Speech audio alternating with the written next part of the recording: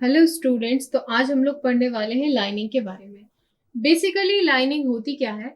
अगर हम लाइनिंग को समझे तो जो हमारी टर्नल्स का कंस्ट्रक्शन हम करते हैं, तो टर्नल्स का कंस्ट्रक्शन करते टाइम जो आपका अपर पार्ट रहता है या फिर आपका जो साइड लाइंस रहता है, इसके ऊपर एक लेयरिंग कर दी जाती है ना। इसके पूरे के पूरा जो सरफेस है, सरफेस के ऊपर आप क्या कर देंगे? लेयरिंग कर देंगे। इसी को हम कहते हैं लाइनिंग। जनरली लाइनिंग करी जाती है जहाँ पे सॉफ्ट सॉइल।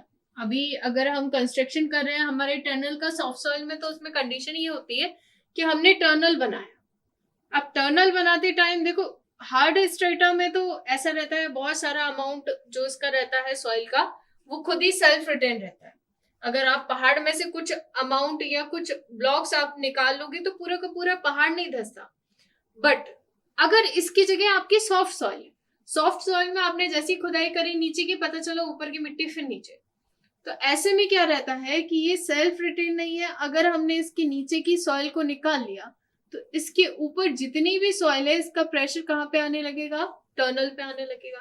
और टर्नल पे प्रेशर आने से वो उसको क्या, डिफ्लेक्ट करने का कोशिश करेगा।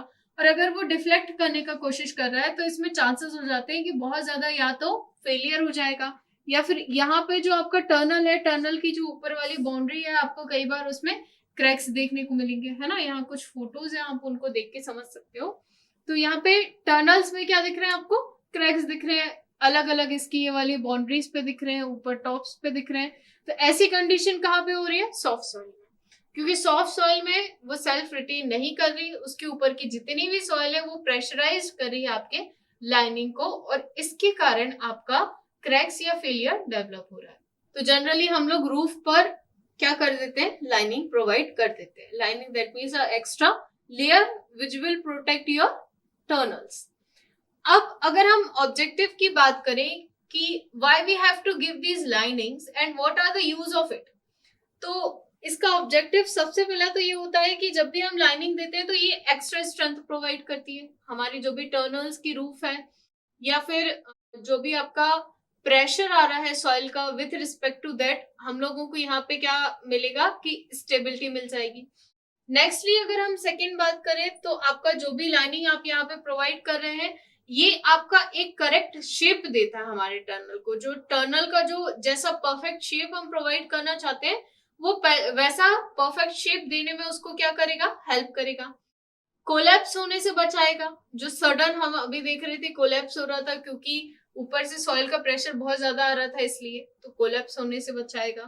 थर्डली अगर हम बात करें तो अगर हम यहाँ पे लाइनिंग दे रहे हैं, तो जनरली अगर आप लाइनिंग दे रहे हो तो इसमें जो भी आपका लीकेज है, कई बार ऐसा होता है कि आपका सॉफ्ट सॉइल है, इसके ऊपर कुछ और कंस्ट्रक्शन है ना। ये टनल के ऊपर कुछ और फर्दर कंस्ट्रक्शन करा हुआ है हमने, कोई ब्रिज बनाया हुआ है, उसके नीचे हमने टनल दी हुई है। तो अब यहाँ पे बारिश हुई, बारिश तो होगी, बारिश होगी तो इसके जो सॉइल है इसमें छोटे छोटे पोर्स रहते हैं। इन पोर्स में क्या हो जाएगा? इन वॉइड्स में क्या हो जाएगा? इन वॉइड्स में भरा जाएगा पानी। अब पानी भरा गया तो पानी, आपने अगर कोई यहाँ पे प्रोटेक्टिव लेयर नहीं दी है तो ये पानी धीरे धीरे क्या होने लगेगा? सीप करने लगेगा। सीप करने लगेगा, इससे क्या होगा? आपको देखने को मिलता है कई जगह की टनल्स हैं, उनकी छतें लीक करती है, टप टप टप टप पानी गिर रहा है। तो ऐसा क्यों हो रहा है? क्योंकि ऊपर जो आपका जितना भी ड्रेनेज है, प्रॉपर ड्रेनेज ना होने के कारण आपका जितना भी वाटर है वो कहाँ जा रहा है? नीचे सक डाउन हो रहा है। और सक डाउन होने के कारण आपका यहाँ पे क्या हो रहा है? यहाँ से आपने लाइनिंग अगर नहीं प्रोवाइड करा तो वहां से नीचे करेगा। इसको हम रिस्ट्रिक्शन के लिए यहाँ पे हम क्या कर देंगे? पूरे में एक लेयर, कंक्रीट की लेयर, टिम्बर की लेयर, आपकी ब्रिक्स की लेयर, कई बार आपको देखने को मिलता है कि इस तरीके से आपने ब्रिक्स की लेयर बना दी यहाँ पे, ऐसे, है ना। तो अलग अलग टाइप से हम लाइनिंग इसका करेंगे। नेक्स्ट अगर हम बात करें तो ये एक ऑल्सो बाइंडिंग देता है। जो भी हमारी टर्नल है इसको एक बाइंडिंग देगा। बाइंडिंग दे करके हमारी जितनी भी लूज सॉइल है उसको क्या कर देगा? एक हार्ड स्ट्रेटा या एक हार्ड बेस प्रोवाइड कर देगा। तो इससे क्या रहेगा? हमारा जो टर्नल्स रहेगा वो काफी ज्यादा स्टेबल रहेगा। देखो एग्जाम में ना ये एक, it was one of the most important question for your exam, इसलिए इसको अच्छे से एक बार गो थ्रू हो जाइए। सो काफी ज्यादा टिपिकल नहीं है, चीजें काफी इजी है।